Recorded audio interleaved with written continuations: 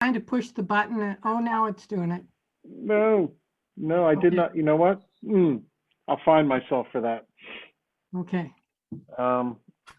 Anyone else have a pet that I don't see? I'm surprised we haven't seen any birds, or aquariums count too. Okay, well, I hope everyone enjoyed this. I think it was kind of a fun thing to do. And I just wanted to segue this into one of the things that one of our members, Rachel Bellis, was able to put together for us was and other clubs was a Break the Chain watch party. So Rachel, you have the floor. Yeah, so tonight is the Breaking the Chain watch party. I sent out the Zoom links yesterday. If you signed up and didn't get one, please just email me directly. Sally, I'm so sorry. I didn't see that you had signed up. I might not be looking in the correct place, but if you did sign up and you didn't get the link, just shoot me an email and I'll send it over to you. And it's a documentary about PETA's local work to help animals, and it's a lot of companion animals, and just kind of looking around and seeing all of your dogs and cats that have these wonderful lives. Well, there are a lot of dogs and cats that don't have the wonderful lives that our animals do, and so this is just kind of shining the light on what's going on out there with companion animals in our area and in other areas like northeastern North Carolina. And it's just an hour, and I think that people will enjoy it. And if you're interested in finding out more about what PETA does in our own backyard, it's a great way to find out. So I hope to see you tonight. Thank you. And just to whet your appetite with that, we have a short trailer to share. So give me 1 second.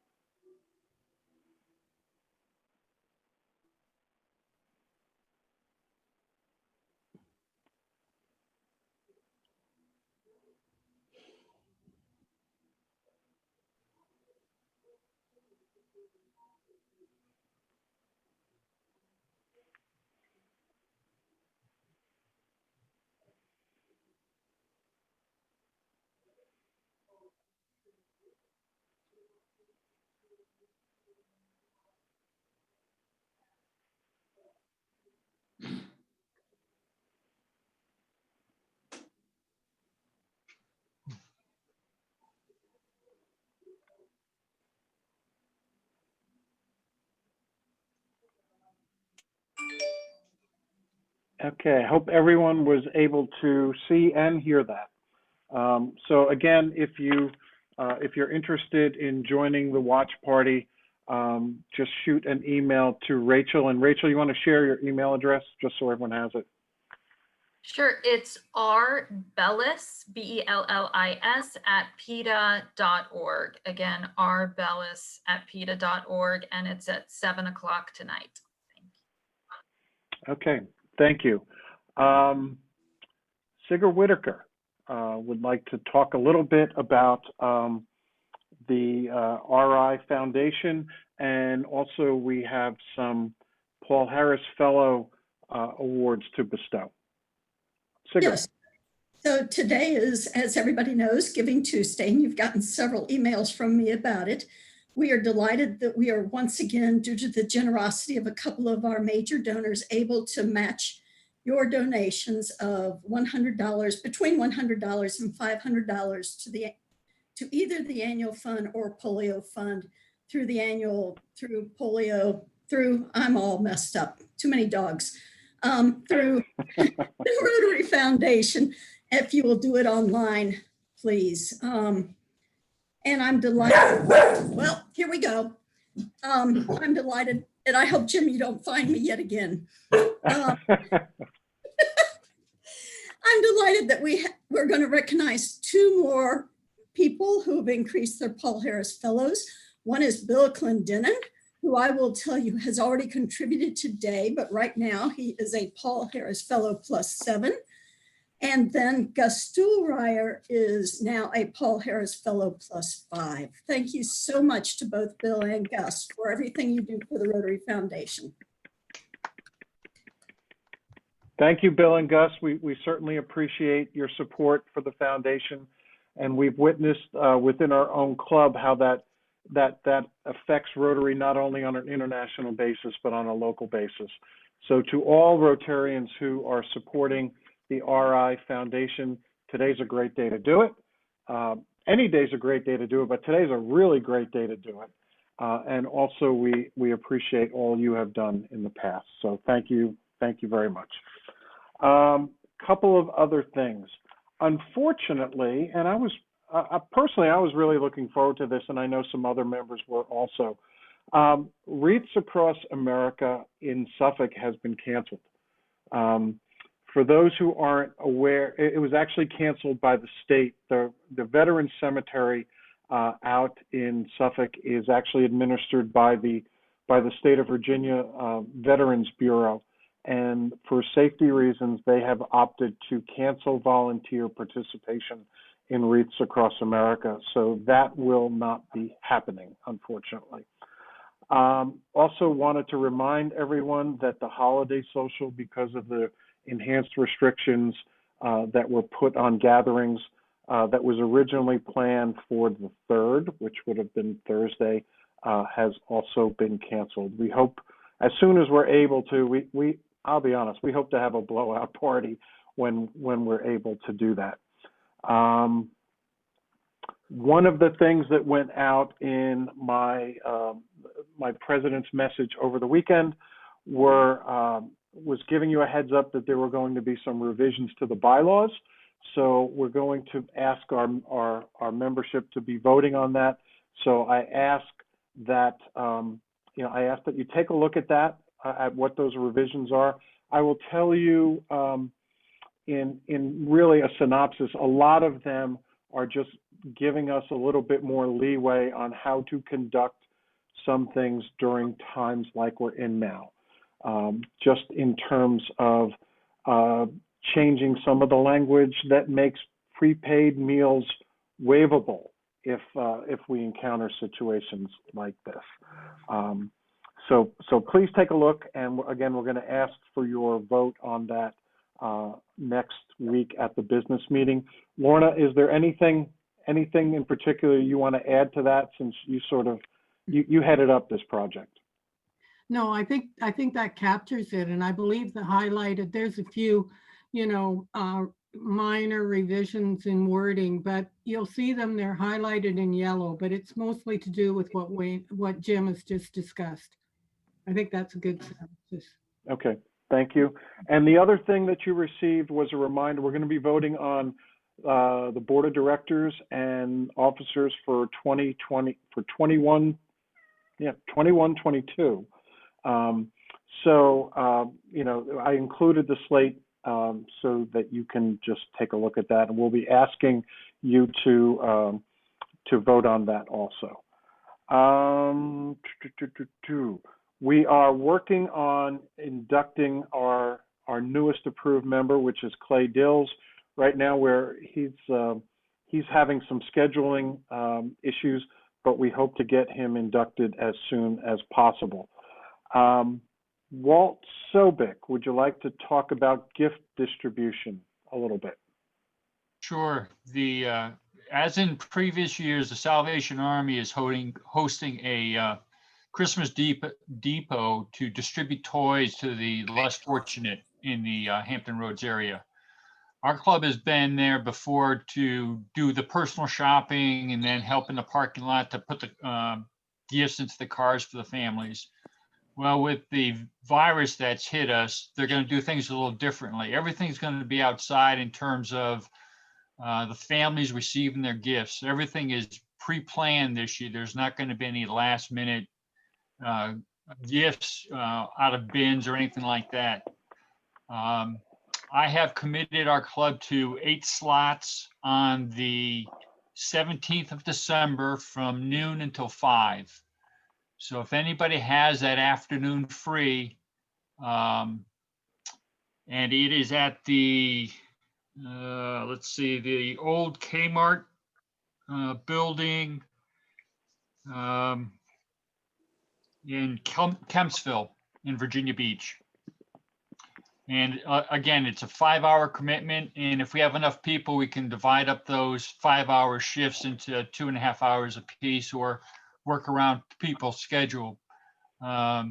This year, as Jim and I found out, this year they're supporting 6,200 children, and it's from 1 to, I think it's 12 years old. So there's a host of families looking to receive help during the holiday season, and this is a great way for us to give back to the community by helping out in this endeavor. And it's posted on the Club Runner. So if you'd sign up there, I have to call in the names before the 17th of the month. That's my only request. Back to you, Jim.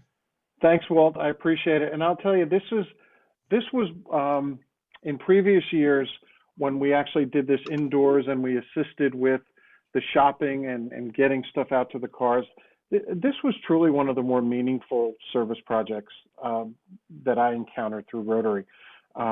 You know, not only did we get to do good, but you know, for others, but it was really a great opportunity to get to know other Rotarians, you know, in that process. So, you know, I highly encourage you. While Walt said that we have 8 slots, you know, I would love to have 40 people sign up and we have to assign hours.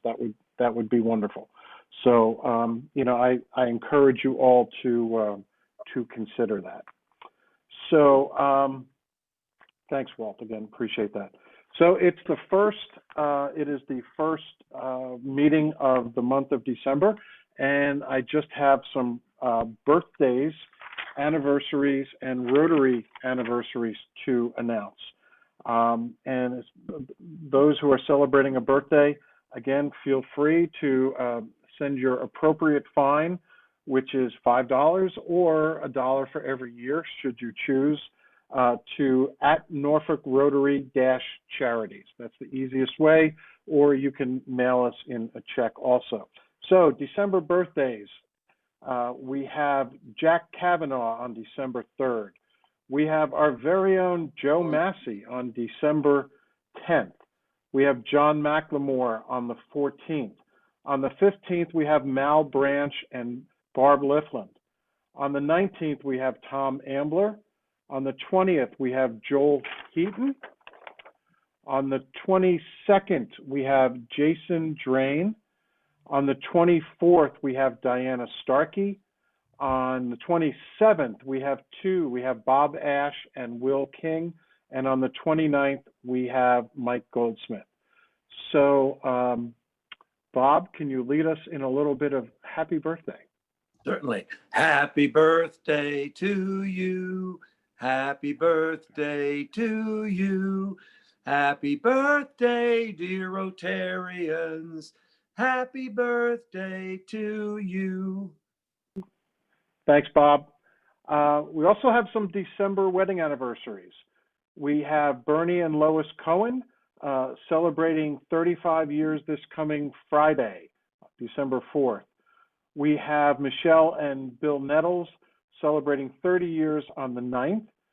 We have Mal and Nancy Branch celebrating 52 years on December 21st. We have John Cameron and Abby Van Voorhees celebrating 9 years on the 27th. We have Lorna and her husband Daniel celebrating 18 years on the 28th. And we have Tim and Ann Lawrence celebrating 59 years on December 30th. Congratulations to you all.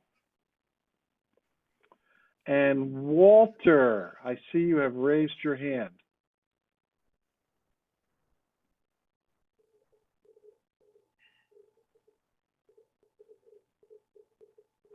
Walter, you're muted.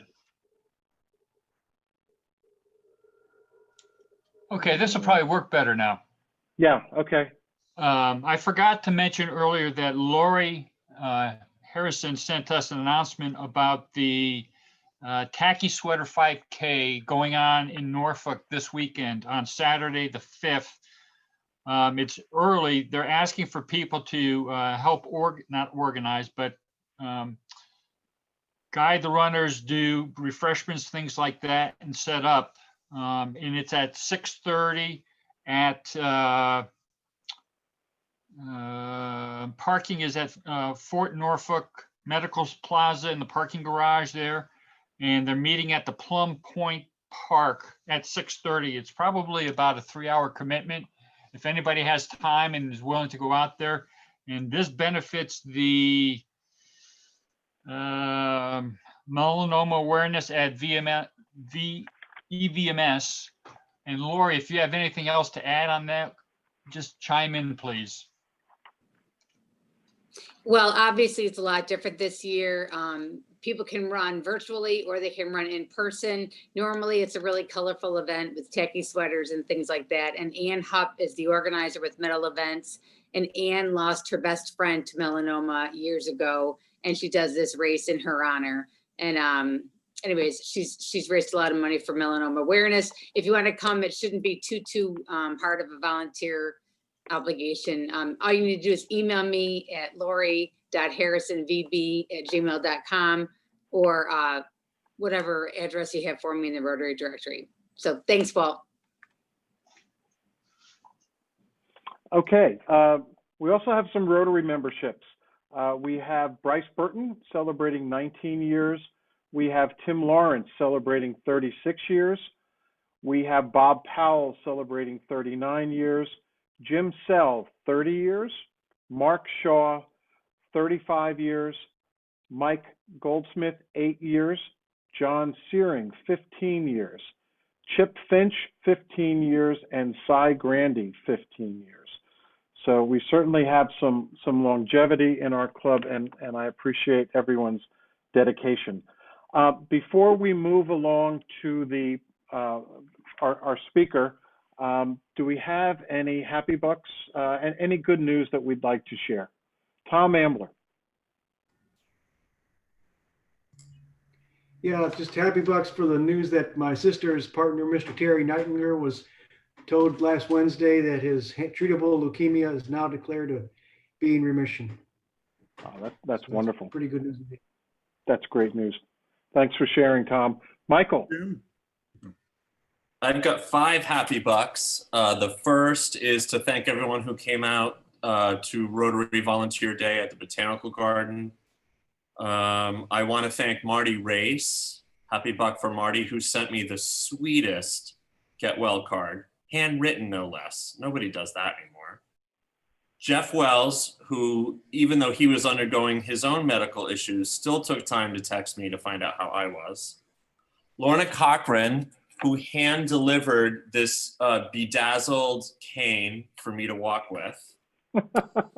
And last but not least, a shout out to our own Lauren Kiger. Her dad, Gray, stopped by today to give me the first down payment on a $1 million pledge that the Hall Foundation, of which her dad will be the president of, is making to the Gardens Capital campaign. So 5 happy bucks for all of those great things.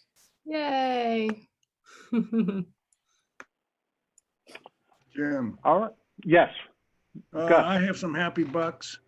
After 14 years of living in the Middle East, our daughter and her 2 daughters and son-in-law came back the Friday after Thanksgiving and will now be living here. So and we're glad to see everybody. That's awesome. That's great. Great news. Jeff Wells. I also want to thank Marty for a beautiful handwritten get well card. I hate to even think that I'm getting get well cards, but I'm continuing to get them year after year because I keep going in and out of the hospital.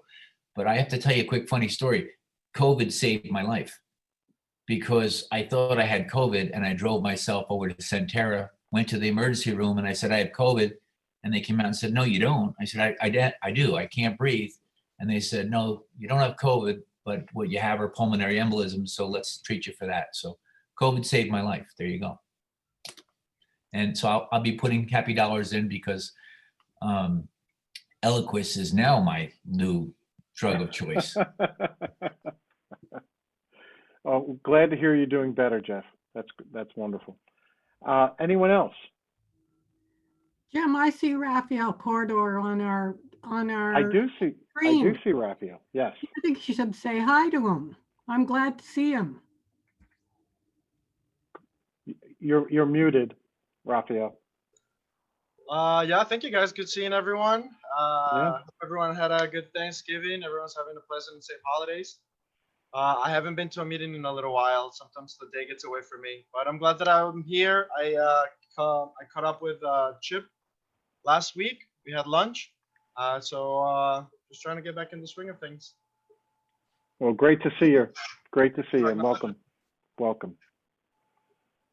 Okay. Well, if there's no other happy news to share, our Vice President in charge of programs is Lori Harrison.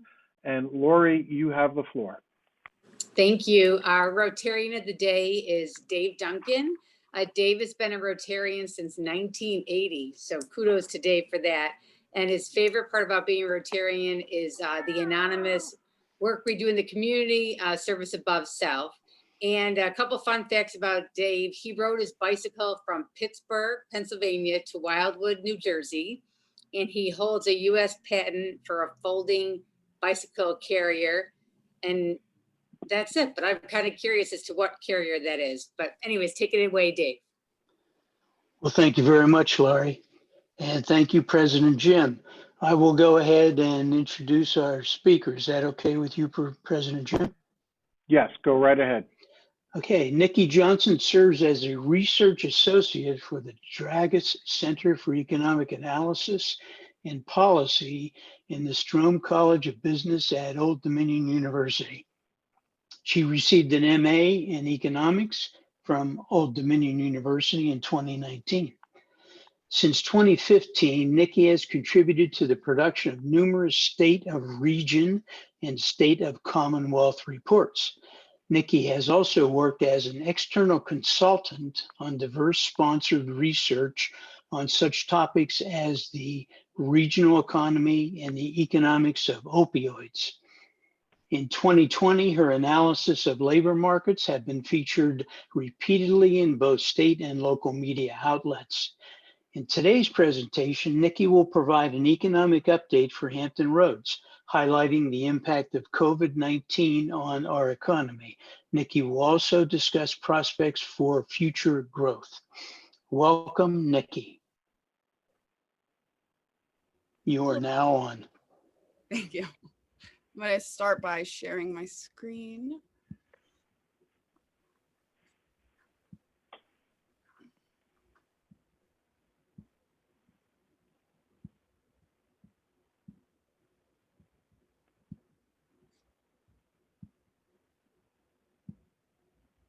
Sorry, one second. Okay, can everyone see the slide?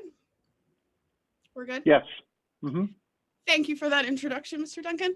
I want to start by saying I've done a couple of these presentations this year, and this is by far the most entertaining group I have been a part of, from the introductory Christmas song to the pet introductions. This is really great. Thank you, guys. So like I said, or he said, my name is Nikki Johnson. I'm a research associate at the Dragus Center, and today we're going to look at the economic impact of COVID-19. I'm going to talk about where we are now for the Hampton Roads region and discuss prospects for future growth. So I always need to start by saying that Anything said here by the Dragus Center are our own opinion. Our views do not represent the views of Old Dominion, its president, the Strome College of Business, or any of our generous donors. So before we talk about the impact of COVID-19 on the region, I first just want to take a step back and look at the state of the Hampton Roads economy before the pandemic hit, because it's important to note that really, in short, prospects for growth for the region were bright. In January 2020, our economic forecasting project projected that the region actually would grow faster than the United States. One of the biggest questions that we were facing was, how can we attract talent in an increasingly tight labor market? As you can see here, both individual employment and labor force grew steadily from that trough of the Great Recession in 2010. We had about 741,000 individuals individually employed in the region. And by the end of 2019, it had risen to almost 850,000. But what's really important to see here is that employment is growing faster than the labor force. And that gap between those two lines is getting smaller over time. And that means that not only did we see more people in the labor force over time, but more of those people were employed. And as a result, you see this steady decline in the unemployment rate. At the height of the Great Recession, 2010, our unemployment rate reached 8.2%. That declined steadily to around 3% in February 2020, the month before the pandemic hit. And now another way to look at this too is jobs. And so what we looked at previously, individual employment, just asked individuals in the region, are you employed or not? And then the other side of that survey asked business owners, how many employees do you have? We're accounting for the fact that you can be employed once, but have two jobs, right? And if we look here, we see the same thing. We see a steady rise in the number of jobs in the region from the trough of the Great Recession in 2010, 734,000 to almost 800,000 by 2019. So from that time, from February 2010, that low until February 2020, we actually added 65,100 jobs in Hampton Roads. But what's really important to know, and I'll discuss this a little bit more later, is it took 10 years for us to recover all the jobs that we lost in the Great Recession. If you compare that to the United States and Virginia, we're talking about 70, 76 months. It took us longer. And one of the reasons for that was our reliance on defense spending. When we saw federal budget cuts in 2013, it hampered and really dampened our recovery. It took us longer than others. But what's really important to say here is before the pandemic hit, we saw accelerated job growth in the last few years, which is why we had strong prospects for growth going into 2020. And then the pandemic hit, right? And as we all know, economic activity was severely impacted. The scale and the scope of layoffs was unprecedented. And so what you see here, these are initial claims for unemployment insurance. These are people that initially laid off and they go to their unemployment office and file that first time application for benefits. And so in the week before the pandemic hit, we had about 464 first-time applications for unemployment benefits. At the peak, we had 30,000 people filing in a single week, not a month, a week. It was unprecedented. And while it's been almost more than 7 months, you can see for the latest week of November 14th, we had about 22,230 initial claims filed in the region, but that's still almost 5 times higher than we were before the pandemic. And especially if you compare this to the Great Recession, where we were averaging at the height of the Great Recession, about 10,000 initial claims in a month. And we're only doing a little bit less than that over the last 4 months. So an improvement, but still a ways to go. And then the other side of this is continuing claims. So these are people that have filled that first time application, been approved, and are receiving benefits for that particular week. And so what you can see is in the week before the pandemic, we had around 4,315 workers in the region receiving benefits. At the peak, it rose to 89,000. That's 1 out of every 10 workers in Hampton Roads receiving unemployment benefits. And while it's come down significantly since then, you can see it's about 19,000 in the latest week for November 14th. You need to caution that while this is usually a great sign of people getting off unemployment and returning to work, in Virginia, workers get about 26 weeks of benefits. So it might also be an issue that They're not necessarily returning to work, but exhausting their benefits for the year and still unemployed. And there are some federal programs that temper that. We see the Pandemic Emergency Unemployment Compensation Program. This provides an additional 13 weeks of benefits to anybody who exhausts their state benefits. That's not reflected in this data. And we have to remember that a lot of these federal programs are ending at the end of the year. And what does that mean for people who are still unemployed going into 2021? Now, if we look at labor force and employment this year, we see this dramatic drop. We went in February from 837,000 individuals saying they're employed. By April, 730. That's almost 100,000 fewer people reporting that they were employed in the region in a 2-month span. It's a historic contraction. And once again, there has been that recovery since then. But what's really important to note here is you see this dip in from July to September in the labor force, but also in individual employment. And while of course we do expect a decline as we get out of the summer months, what we do think that has an impact here is that impact on learning remotely. The fact that kids are now at home and some parents are having to make a decision, well, do I have to drop out of the labor force or quit my job because there's no one here to watch my kid while I'm at work? And what the latest national data shows us is that this has disproportionately impacted women. In August, at the national level, women were dropping out of the labor force at 3 times the rate as men. So if we look at what happened to unemployment rate in the Hampton Roads, we can see in 2019 from January, September, we hovered around 12%. I'm sorry, we hovered around 3%. And then here you see in 2020 that rise. In April 2020 at the peak, we had 12.1% of workers in the region unemployed. There's been an improvement, but if you remember back a couple of slides, I mean, at the height of the Great Recession, we only had 8.2% unemployment. So we still have a long ways to go to get back to normal. Now, when we look at this in terms of jobs, as I mentioned before, 65,100 jobs were created in the region from the trough of that Great Recession in February 2010 to February 2020.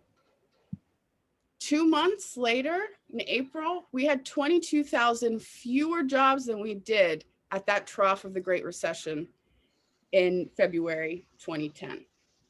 We lost 65,000 plus an additional 22,000, historic contraction. And now you will see that there's been a sharp improvement since then. So as of October, we're still about 26,000 fewer jobs than we were in February 2020. And the reason for that initial spike, much of that is because many of those initial layoffs in April and May were furlough or temporary layoffs that quickly came back. But the question remains is how long will it take to get the rest of that 26,000 just to get to where we were in February? And that question of permanent job losses becomes even more important. And so if we look at permanent job losses in this recession versus previous recessions, this is what we're doing here. We're going to compare permanent job losses as a percentage of peak employment in that recession.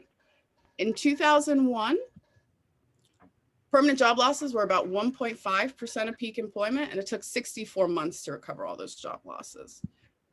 2007, the Great Recession, we see it peaked at around 4% of peak employment, and it took 100+ months to recover all of those jobs lost. This is 2020 so far. As you can see how much steeper that slope is. Just that initial impact, we're seeing far greater permanent job losses in this recession compared to previous recessions. And this is the big question when we think about businesses and employment. This is the real loss, and how much deeper is that going to go and how long that recovery will take is still a big question as we move into 2021. So when we think about, small business owners, Census Bureau conducted a survey to track the impact on small business owners. And so what you see here are the results for Hampton Roads. One of the survey questions asked, what was the overall impact on business operations? And so you can see in the week of May 2nd, 9 out of every 10 businesses responded that there was either a large or a moderate negative impact on business operations. You can see by October 12th, the latest data, it's only come down slightly, 72%, but there is a little modicum of good news there where you see that the proportion has changed. More people are responding to saying that there's a moderate instead of a large negative impact. Some improvement, but still, of course, a ways to go. Now, it's not all bad news. There are some brighter spots in the Hampton Roads economy. We've actually seen surprisingly a strong rebound in tourism, and the real estate market has been especially resilient in this pandemic. So first, I just want to take a step back and look at tourism in the region before the pandemic. And what we see is if we look at nominal real hotel revenue in Hampton Roads, both rebounded significantly from the last recession to historic levels. You see that real hotel revenue rose to its highest levels in more than a decade, from 586 million to at the low in 2013 to almost 730 million by the end of 2019. We were on track for another historic year. And you see that here as well. If you look at, these are monthly hotel revenues as a percentage of 2019, that same month hotel revenue. So in January and February, we were outperforming the previous years. January and February 2020 hotel revenues were higher than they were in 2019. And then the pandemic hit. Travel came to a halt. People stopped going to hotels or doing anything. And we see that impact. We see by May, hotel revenues in April 2020 were only 23.5% of April 2019 revenues. But there has been a rebound. You see by September, it's almost 86%, in October, 74%. But this was a lost summer of revenue that the sector will not be able to just get back. That money is gone. So how are we going to be able to rebound practically? Now, if we look at the real estate market, we can see before the pandemic, the nominal and real median sales price of existing home rebounded significantly from that Great Recession trough. The nominal price of a existing home in Hampton Roads went from $180,000 in 2011 to almost $234,000 by the end of 2019. And what we see is since the pandemic hit, that has only improved. If we look at the inventory of the sale of existing homes, we see at the height of the Great Recession, it took 10.5 months for an existing home to clear the market. And we see that steady decline and improvement over the last decade. And that has only continued with the pandemic. We see as of October 2020, it took 1.7 months for an existing home to clear the market. And what that means is this constrained supply, and you combine that with low interest rates that increase demand, we see that prices have increased. And that's what you see here. If we compare the monthly median sales price of existing home in 2019, and we compare that to the same months in 2020, you see that stark improvement. Housing prices have only increased. And with low interest rates expected in the next few years, we should only expect this trend to continue, at least in the short term, barring any other issues. But what we see is that that median sales price has increased at the city level across the region. The highest has been in Newport News. The median sales price of existing home in Newport News in October 2020 is 12% higher than it was in October 2019. We see that the average for the entire region is 7.3%. We're seeing a strong demand in housing. And what that is that constrained supply, less supply that increases the prices. And we combine that with low interest rates that increase the demand for capital, that increase the overall demand for housing. We see strong demand for housing. This is a good sign for the region and for the total market overall. Now, of course, not everybody can buy. It's also important to look at the rental market too. And so what we've seen here is that rental prices there's two things to point out. Not only are the average rental price in Hampton Roads is below the national average, but it's also grown at an increasingly slower pace compared to the United States. And that's great for the region, especially when you think about the fact that Hampton Roads has a relatively high quality of life. And you combine that with a low cost of living, especially given the fact that our transportation and traffic congestion is nowhere near some of the other places. This is a comparative advantage that we need to use to be able to attract firms and talent to the region. Of course, it can't be all good. This is 2020. There has to be something bad about everything. And of course, there is a troubling aspect to the housing market, and that's the risk of eviction and foreclosure with the downturn. And we've heard this before. And this is looking at that same census survey also looked at the impact of the pandemic on households. And one of the survey questions asked, do you expect to be evicted or foreclosed upon within the next 2 months? Now, only state data is available here, so I'm comparing the United States and Virginia. But what we see here is not only do more homeowners in Virginia expect to be foreclosed upon within the next 2 months, we also see that a larger share of renters in Virginia expect to be evicted. So this is not a great sign for Virginia. We already are known to have particularly weak tenant laws, but there are a lot of things to temper this. We know that the CDC moratorium on evictions will hold us throughout the end of the year, but there's a lot of questions of what will happen going into 2021 and if there's any help for landlords with that moratorium. So there's still a lot in question there. Another aspect of good news for us is our reliance on defense spending. And as I mentioned before, this can be a good and bad thing. It insulates us to a certain extent from that initial impact of a recession. This is a stable sector of stable money that's always coming in on an annual basis and not as affected by this initial brunt. But we have to remember what happened after the Great Recession in 2013.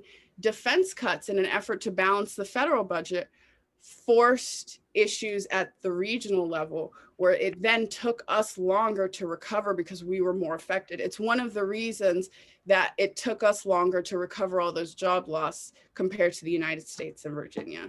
But if we look at the defense budget, it is expected to increase in the coming years. The proposed Department of Defense budget for FY22 exceeds FY21. And the Pentagon says that the defense budget is expected to grow at the rate of inflation for the next 5 years. And so what does that mean for Hampton Roads? Well, we know that estimated direct Department of Defense spending in Hampton Roads is estimated to be $23 billion in 2020. That is out of a roughly $100 billion economy. It's not a small percentage. It's really important. So we have to think about, well, what's going to happen down the road when the federal government needs to balance their budget. And when we think about that, we can look at the deficit, the fiscal year deficit by month. And so what you see here is in 2016, the annual deficit was about $500 billion. This is 2017. This is 2018. 2019, it was $984 billion. At the end of August 2020, our estimated federal deficit is going to be approximately $3 trillion. That is real money that's borrowing at a rapid rate. And what that means is it may force choices that imperil economic growth in the region. And the only way for us to avoid the same thing that happened last time is to stimulate growth in other sectors.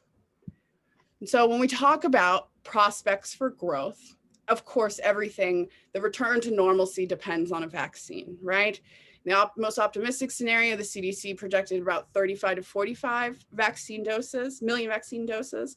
Just last week, the HHS Secretary Azar said he expects about 40 million doses pending FDA authorization of the 2 vaccines, Moderna and Pfizer, to be available by the end of December. And he says that that's enough to vaccinate about 20 million of the most vulnerable. But as we know, there's still going to be distribution challenges. Getting into 400 million people around the world is a whole nother issue. It's going to take time. And so when we look at the 3 pillars of our economy, now, while growth is expected to slow, for defense spending, it is expected to grow at the rate of inflation, which means a steady stream at least through 2025. And Goldman Sachs recently said that trade volumes are expected to rebound in 2021. This is good for the port, our second pillar. Now, of course, tourism and hospitality have been the most affected, and it will take them the longer to return to normal. But as I mentioned before, Hampton Roads, especially compared to the top 25 markets, has performed relatively well. They've seen the smallest declines in occupancy rates among the top 25 markets in the country since September. So relatively well, but still a long way to go. So the biggest thing that we can do in order to invigorate growth is to move beyond these 3 pillars and diversify. So If you have any questions, I'm going to leave. If there are questions that aren't answered in the Q&A, or if you have something you don't want to ask through here, I'm going to leave my email address in the chat. Please feel free to email me at any time. Also, if you would like to receive economic updates from the Dragus Center, you can text 66866 SEEP ODU and join our email list. And also, all of our presentation materials, as well as our 2020 State of the Region report, can be found at our website, seepodu.com. Thank you.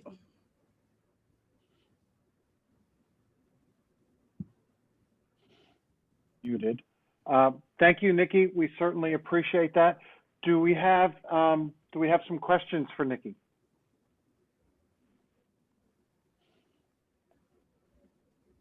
I have one. You talked about a permanent job loss. Mm-hmm. And how do you define a permanent job loss? So this is all done through the Bureau of Labor Statistics, and they ask workers, is this a temporary layoff or is this a furlough? And then they ask, are you permanently laid off? Did you completely lose your job? So we're able to separate those two out if we want to. So a permanent job loss is your job is lost versus we might be able to bring you back, temporary or furloughed. A lot, if you remember in April, May, I mean, we had hospitals and dentists. Some people were just temporarily furloughed, but still able to receive some benefits or still counted as unemployed.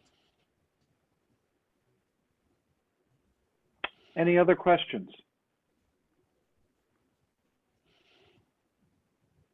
Barbara. Nope. Jim, no, oh, excuse me. Okay, I've got to unmute myself. So can you look in a crystal ball and see how we can bounce back from this she-cession with so many females leaving the workforce? That is going to be hard. And we need, I think what we've seen, the big question is how quickly can we return schools to normal, because we're seeing that disproportionate impact on women. But we also need to know that there are federal programs that can help. We need to make sure that there is help along the way in order to stem this through. We're going to get through this and people will return to normal. It's just how long it takes and what they lose in the process. And so anything that can help us along to, prevent further losses is good. We need to have that. And it seems, and I don't want to make, not an epidemiologist or anything like that, but it seems that schools are a little bit safer than what we previously thought. So if we can bring kids back to school, we need to do that, not just for the children, but for parents to be able to keep their own jobs. Chick, you had a question. I don't have a question. I just have a compliment to make to Nikki Johnson. I think our presentation's absolutely outstanding. As a former banker and very interested in the economy of numbers for Hampton Roads, I found it fascinating today. Thanks, Nikki. Great job. Thank you so much. I appreciate that. Thank you. Any other questions or comments?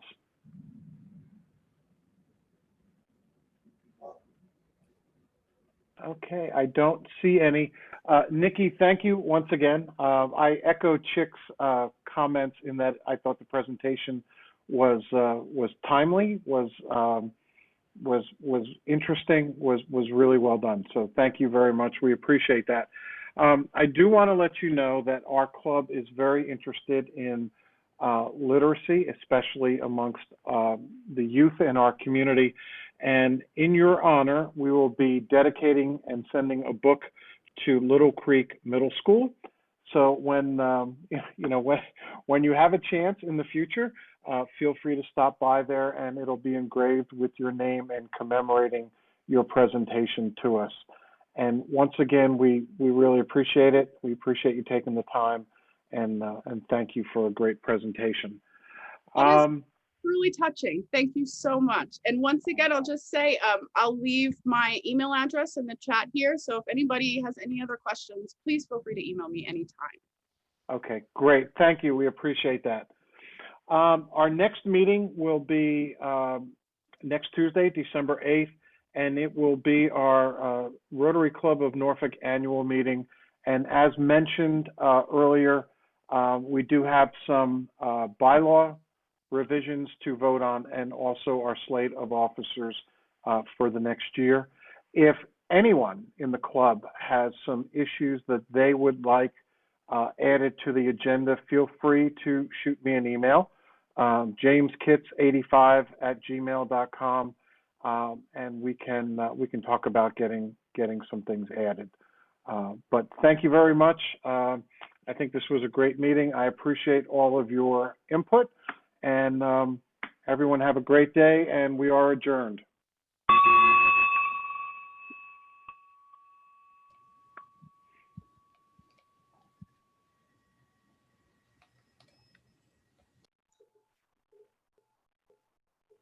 It was good seeing everyone. Thank you very much. It was a great presentation, very informative. Great to see you, Raphael.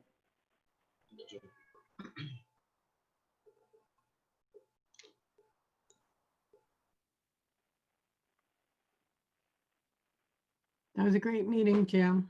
I'll see you You know, when I get back. Yeah, and you're in our thoughts and prayers. I hope everything goes as well as it can. You know, stay safe and give your sister our best. Yeah, I will. Thank you very Okay. much. I'll let you Okay. know. Okay. All right.